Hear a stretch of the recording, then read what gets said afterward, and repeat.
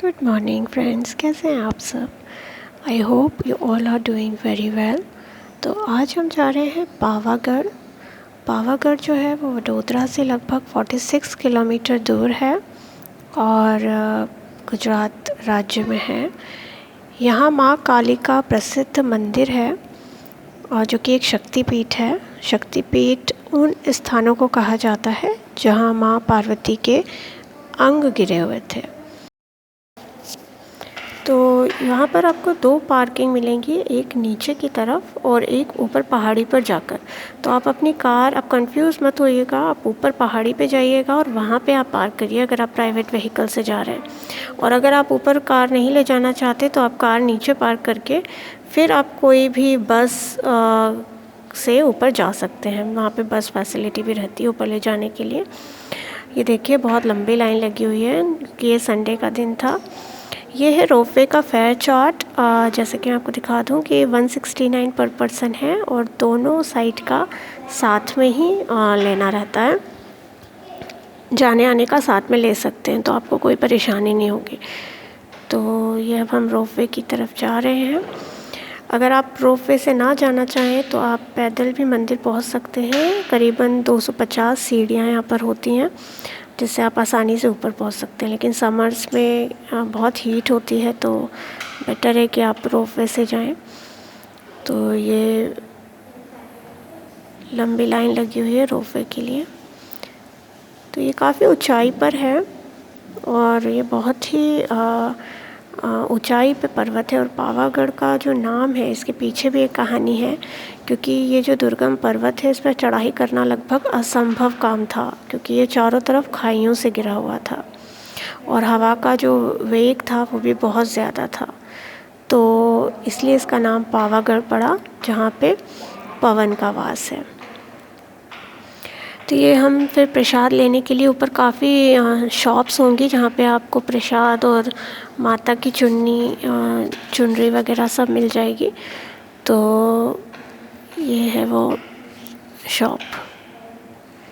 सबका रेट अलग अलग है। जो 100 छोटी वाली चुन्नियाँ हैं वो 100 है, उससे बड़ी वाली 300, 500, 600 इस तरीके से है। नारियल और प्रसाद सभी चीज़ें यहाँ पर मिल जाएंगी। माता का श्रृंगार, काफ़ी सारी दुकानें थीं। ऊपर जब आप जाएंगे तो आपको काफ़ी दुकानें मिलेंगी जहाँ पे टॉयज़ मिलेंगे, बहुत सारे खाने पीने का सामान, सारी चीज़ें रहती हैं। पर एक बात ध्यान रखिए कि आप कैश लेके जाइए, क्योंकि ऊपर आपका जो ऑनलाइन ट्रांजैक्शन नहीं होगा, बिल्कुल भी नेटवर्क नहीं रहता है।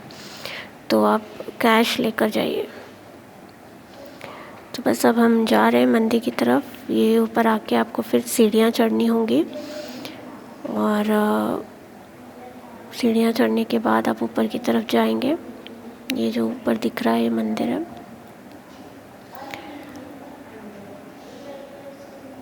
तो इतना ऊपर आने के बाद, रोपवे से आने के बाद भी आपको थोड़ा सीढ़ियाँ चढ़नी पड़ेंगी। वैसे तो पालकी की व्यवस्था भी है, जो बुज़ुर्ग लोग हैं या जो नहीं चढ़ सकते उनके लिए। ये अब हम आ गए मंदिर।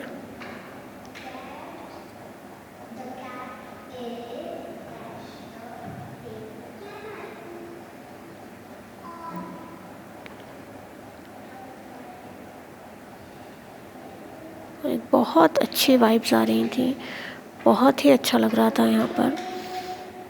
ये बाहर का व्यू है।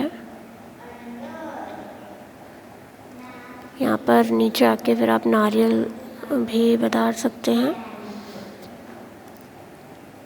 ये एक और मंदिर है नीचे माँ काली का, जहाँ पे लोग मन्नत मानते हैं।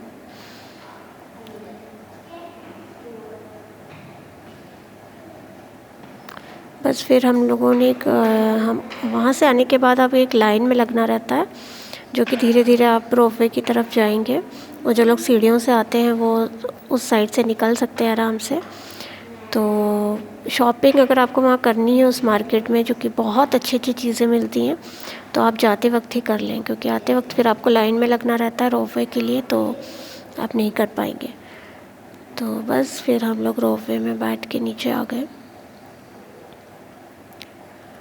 तो ये जो शक्तिपीठ है, यहाँ पे माँ पार्वती के दाहिने पैर की उंगलियाँ गिरी थी और ये बहुत ही पवित्र स्थल है और एक बहुत ही खूबसूरत हिल स्टेशन है।